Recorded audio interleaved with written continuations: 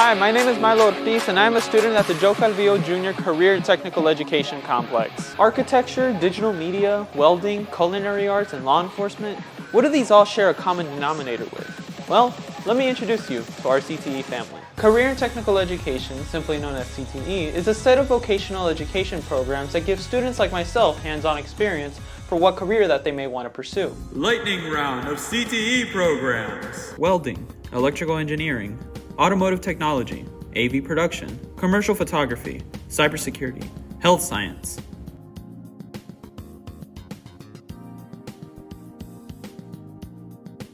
It's all about construction, carpentry construction, welding construction. They're constructing buildings, they're constructing offshore drilling rigs, and it's all about a skill. Do you have the right skill for building? So engineering is a really broad field. There could be anything between mechanical, electrical, aerospace, civil, chemical, biological, agriculture. So it's really a broad field, but it includes similar math, similar sciences, the physics, and so it's practically up to the person of what their liking is, what kind of career they want to choose one day. And I in particular studied electrical engineering. My bachelor's was actually nuclear technology, and my master's was electrical engineering.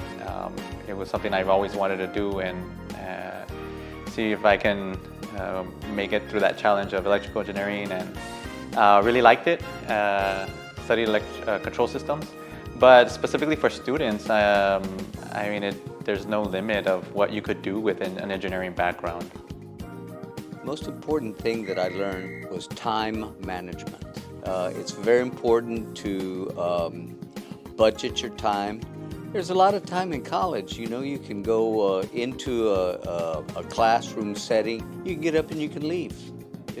They don't take attendance. Okay, so it's up to you to go to class, and so a lot of students procrastinated. And time management was their enemy. We were given deadlines to do architectural projects. We were given deadlines, and those deadlines had to be met. And if they weren't met, you know, you wouldn't be, you wouldn't pass the class. Okay, so time management is really what I learned. Every student that goes through high school welding is progressing a lot faster than we did when I did it as a child. They're getting trained to run all this equipment through a computer. The job is not hard. You're not gonna burn yourself. You're not gonna get dirty. You're gonna do it in a suit and tie. Doesn't matter. You're gonna be sitting in a chair running a computer. That's what's so awesome, that you're really not a welder anymore. You're a professional engineer. So when I slowly made the shift to work with agriculture, even though I still do contract work outside to help companies in the area to fix their machinery or their equipment, what I do is I raise animals and grow crops. One of my biggest things that I like to do, or more like a hobby, is to design things that people could use on the farm. For example, I would teach how to program Arduino circuit boards, add sensors to them, and so I kind of took that idea and started designing my own seed counting control. And that way a person, when they're planting seeds, they know how many went into the ground, or if they're even going into the ground. Sometimes they get stuck and you want to know if they're in the ground or not. I tell my students that the most important thing is two words: to be prepared. Be prepared in several ways. One, be prepared mentally, because it's a different transition from high school to college. You have to adapt and adjust to a new, a new routine. Here it's structured at the high school level, but in college it's very flexible. It's really all up to you. So, you know, I would think that being prepared mentally, physically would be the most important thing that, you know, because it could be a shock. It could be a shock going from high school to to college, especially if you go out of your element. You know, like I was born here in the Valley. I got accepted to UT in Austin.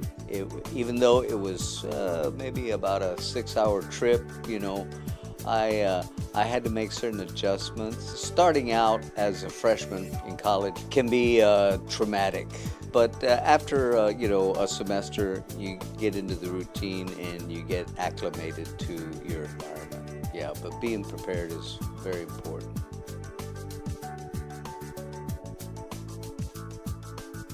"20 years ago, there was a time frame when a machinist or somebody that manufactured a part wasn't the same person that designed the part. So in industry, you would have somebody designing, getting paid for just designing, somebody for manufacturing, and then there would be a person ordering the pieces or components needed to make the part. Today, it's all inclusive. One person has to take care of the whole scenario. One person goes from designing the component, understanding the limits or the capacity of the machine, so that once it's designed, they make the part, and then they keep on prototyping, going through the engineering design process. And that's today, like, one person has to take care of all that and have enough technical skills to go from a computer to a machine, all the components in between, and if whatever they need to get ordered, they have to know what they're looking for to make the part or to replace a broken piece or materials, right? And so that's one of the biggest shifts, going from split out labor to all-inclusive, trying to get one person qualified enough to do all that.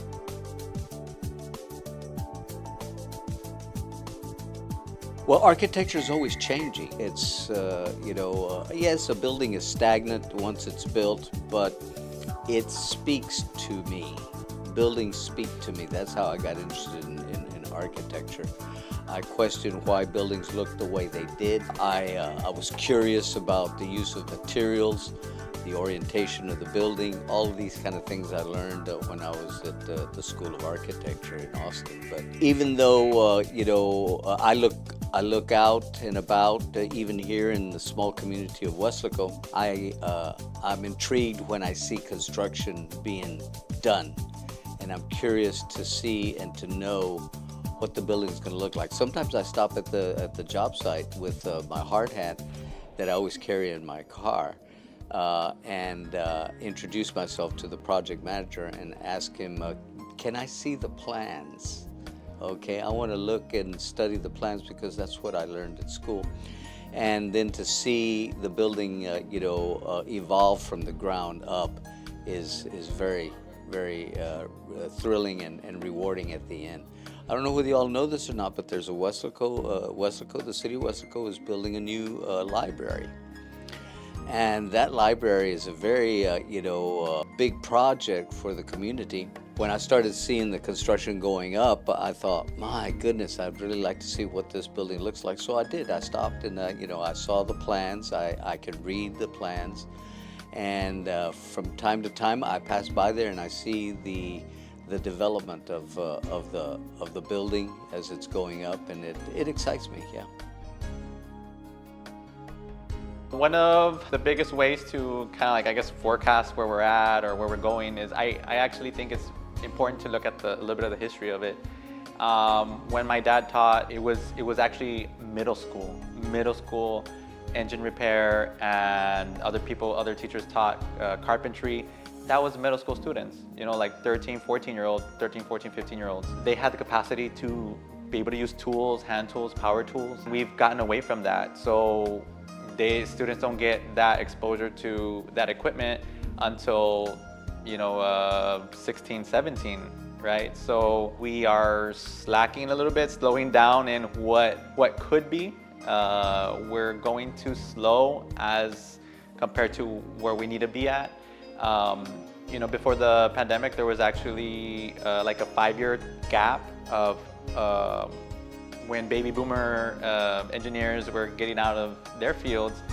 There was a big gap in replacing those people. So what made it worse was pandemic happened. A lot of those people retired earlier than they would have. And so this spread out to maybe 8 to 10 years. So it's like saying we're gonna go ahead and wait for an engineer to come in 8 years later. There is a high demand right now. And the contract work that I do on the side, a lot of times they have to fly in people from other companies to be able to fix machines. I'm one of the local people that have the ability to do it, but a lot of times they can't find those people. So current events, it's trying to get qualified people to be all inclusive with the technical skills for the computer to machine. It's taking a long time to be able to get there. Yes, there was high-tech jobs with computer programming or learning how to use AI, but we still need a lot of the trades. We still need people to be mechanically inclined, to build things, to measure things, to be more hands-on labor. That's just the beauty of CTE. This Department of Vocational Education is a starting point for students who want to build a strong foundation for their future. From the traditional trades to the latest high-tech careers, CTE is a series of programs that allow students to have an opportunity to build, dissect, create, and explore whatever opportunities that they have around them. From every teacher, student, and professional in these programs, you will find someone that has or will contribute to something amazingly in this society. From these students, you may see an architect, a chef, a welder, a filmmaker, a photographer. The possibilities are here. They're just waiting for you.